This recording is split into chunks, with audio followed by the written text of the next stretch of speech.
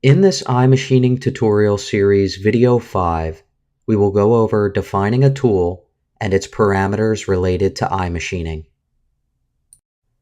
This will include the tool's diameter, cutting length, and number of flutes. Then, we will discuss parameters such as the material database, tool material and cutting speed, the default machining level, and helical angle. This video will use the same InventorCAM part file that we used in video 2 of the series, SC Aerospace Part 1.prz, and can be opened from the training folder that we've created on our C drive. By clicking on the Add Milling Tool icon, we can select the type of tool to create for the operation. We will select a flat end mill for this example. Working from top to bottom, we must set the cutting diameter. We will use a 12 mm diameter tool. Next, we will need to set the cutting length. This is important. We will use a tool with a 24 mm cutting length. The Technology Wizard uses the cutting length to calculate if multiple depths are needed to achieve the pocket depth. Setting the number of flutes is also important. The correct number of flutes will assure the proper chip size is given to each flute. We will use a tool with 5 flutes. The iData tab in the tool table is used to define parameters specific to iMachining. The material database will be automatically selected using the part default. Although, it is possible to set a different material database for each tool.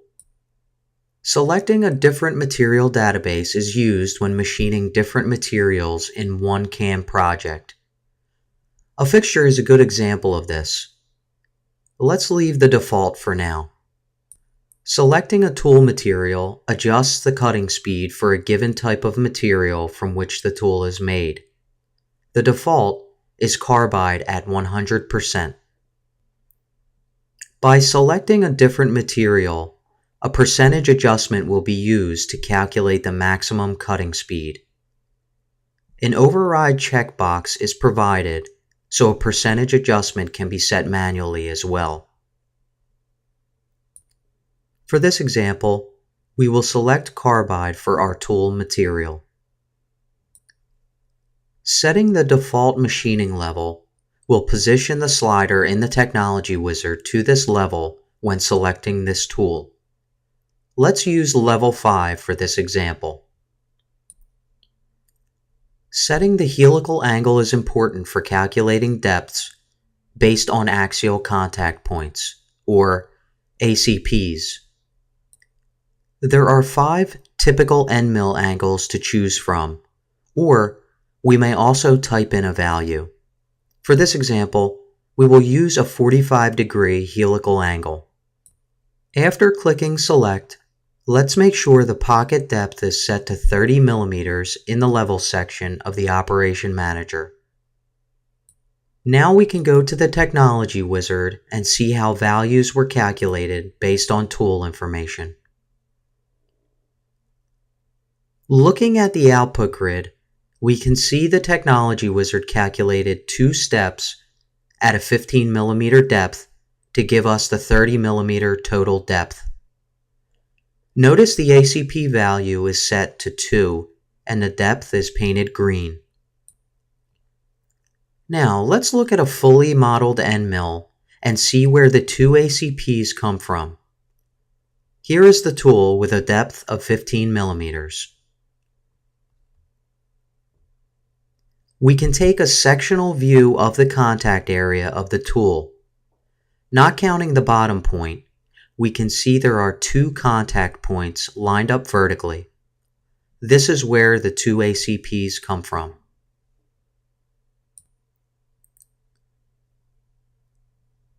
The green color for the depth in the output grid indicates this is a good situation for stability. Now let's change the pocket depth to 5 mm The ACP value is 0.7 and the depth is painted red. Let's look at a model with a depth of 5 millimeters to see how the flutes line up vertically. There is no contact point above the bottom of the end mill.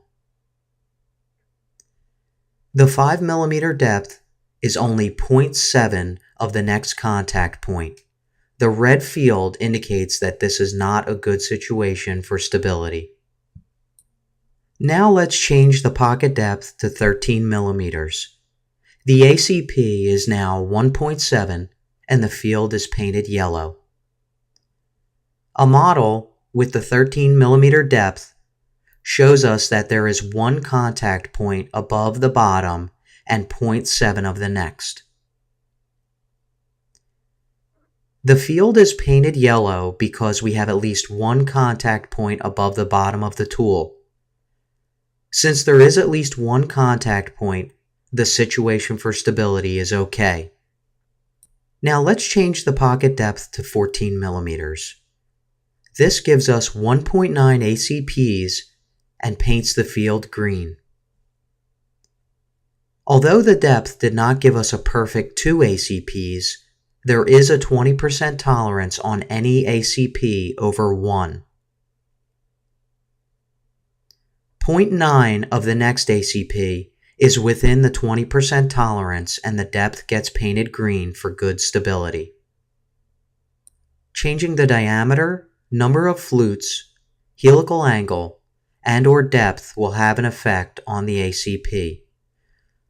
The wizard calculates depths based on the ACPs. When specifying number of steps or step-down value, the ACP number and associated color will still be shown. It is not possible to always be machining with preferred ACPs, but by monitoring the ACP values and the cutting results, over time you may find matching a tool to the current depth to get good ACPs is beneficial. And this concludes video 5 of the iMachining tutorial series, where we went over defining a tool and its parameters related to iMachining. Thanks for watching. We hope you've enjoyed these iMachining tutorial series videos. Please stay tuned for additional videos with information regarding iMachining.